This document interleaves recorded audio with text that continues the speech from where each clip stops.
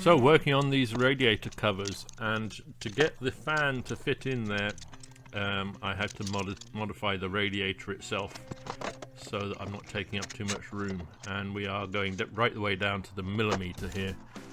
As well as modifying the radiator by taking off these fins, I had to modify the brackets for the radiator. And I'm really glad I actually had to do this, because when refitting the radiator I realized that it was sitting right on the ground. There was no airflow underneath, so this gave me the opportunity to put some spacers in there.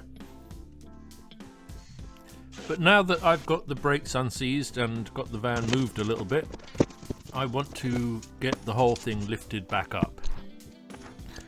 Now when you're watching this, it all looks very unstable and unsafe, but bear in mind this piece of film is speeded up by 10,000%. In real life it's all much slower and much more careful than it looks here. Now I got it up onto the axle stands and everything looks okay, except the level is not right. I want to be able to work inside, so I want things to be fairly level in there.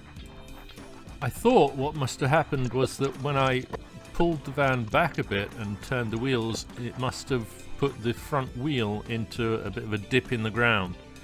So I decided I had to jack up this side of the van, the front left wheel. So I jacked it up, still not straight. Jacked it up again and again and again, and to be honest it took quite a while before I realized there was something wrong. Now it turns out there's a big advantage to recording these YouTube videos, because it means I've got everything on video, so I was able to go back and look at the footage and notice that gap between the wheel and the wheel arch has significantly changed.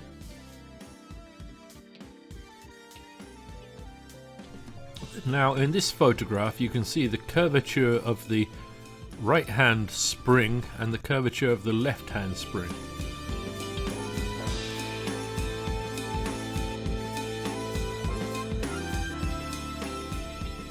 And here you can see what the right hand spring looks like from behind the wheel, and just to mention, the exposed area of the shock absorber there is 22 centimeters long.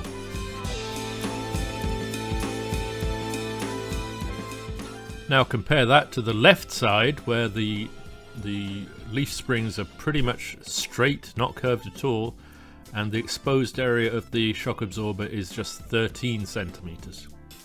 So has the shock absorber died, or has the leaf spring given up the ghost?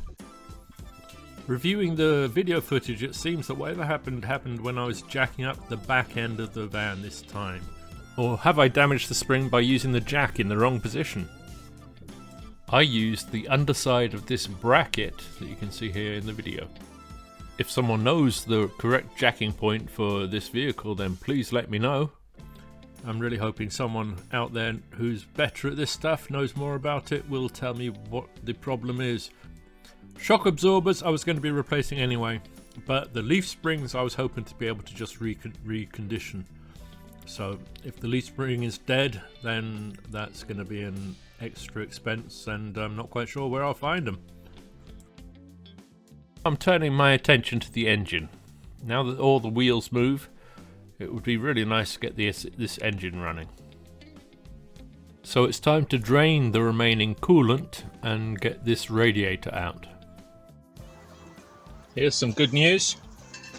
I've got the engine in gear at the moment, so I'm not going to be turning this too much, but at least the engine isn't seized. So I'm figuring out this water system, and this is as much a note to me myself as anything else.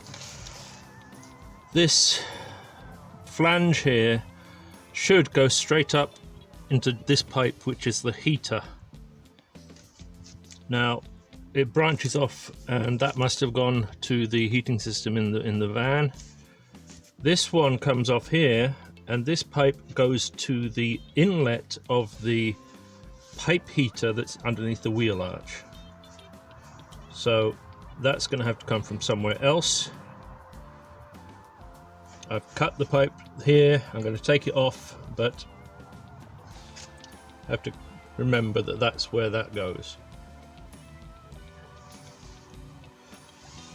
The extra pipes that run into the van from the other side come from this pipe here, which is just before the inlet for the radiator, so that's the hot water coming from the engine.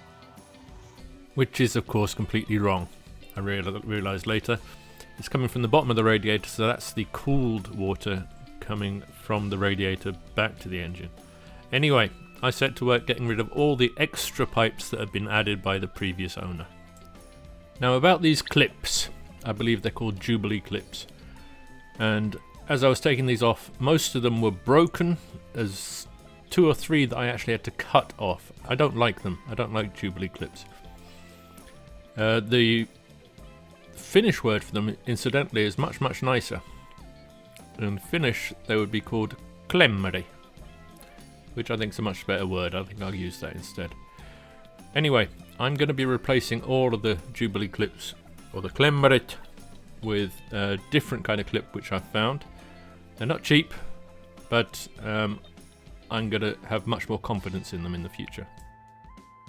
I bought 15 of these in the various sizes that I'm going to need immediately. I'm probably going to have to get more at some point.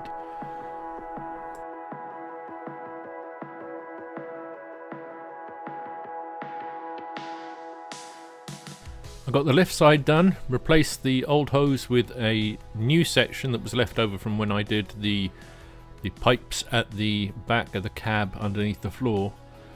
And then I started work on the right hand side, getting rid of all these copper pipes.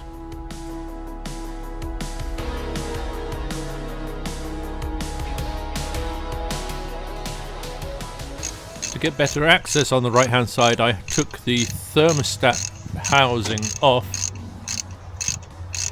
And then I should just mention that everything that I'm taking off, I'm taking to the side and getting it all cleaned up before putting it back in place.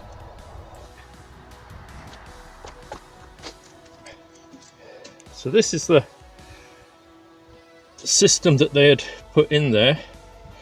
As I said before, this pipe should have just gone straight up to the in-cab heater, but they've done this whole copper piping thing.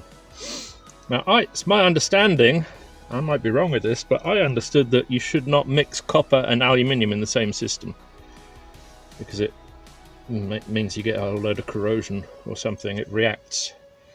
So even if the system that I put back in is going to be kind of the same as this, I'm glad that I'm taking this out, and I'll redo everything with the rubber hoses and get rid of the copper. Now on the inside, I didn't explain this shower wall very well. Obviously it's also, as well as being the back wall of the shower, it's the front wall of this back area. And I'm going to use these drawer runners as the mechanism for a door. It comes out 40 centimeters. I'm going to use 4 runners on this wall, well, because I can. I've got like 50 of these things. I have no idea if this is going to work, but there's only one way to find out. On the opposite wall, there's going to be a short wall with the same system, 4 drawer runners coming out 40 centimeters. The gap in between these is 80 centimeters, so this should work to create 2 doors that close and close off this back area. Now, as it happens, and this was not planned, turns out to be exactly, and I mean to the millimeter, exactly the same depth as the cupboards that come just below it. Now, I don't know about you, but I take these things as signs. But installing this shorter wall means getting this cupboard installed permanently. And that means getting the radiator system that goes behind it installed permanently. So we're going to have to do some work here. And since I'm working on the radiators, I decided to go back to the back corners and replace the Jubilee clips with the heavy-duty klemmarit, and put the spacers underneath all the radiators.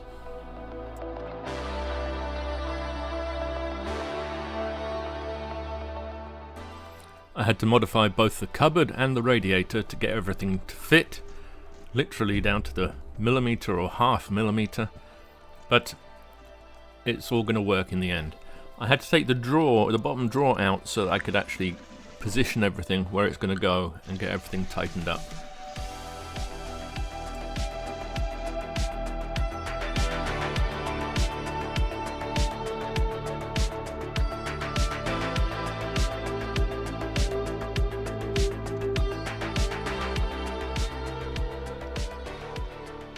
And while I've got this drawer out, I decided to pimp it up a bit. I've noticed that because I've been using it for storing tools, screws, nuts and bolts while I'm working in the van, so I've noticed that when I close it, I usually kick it.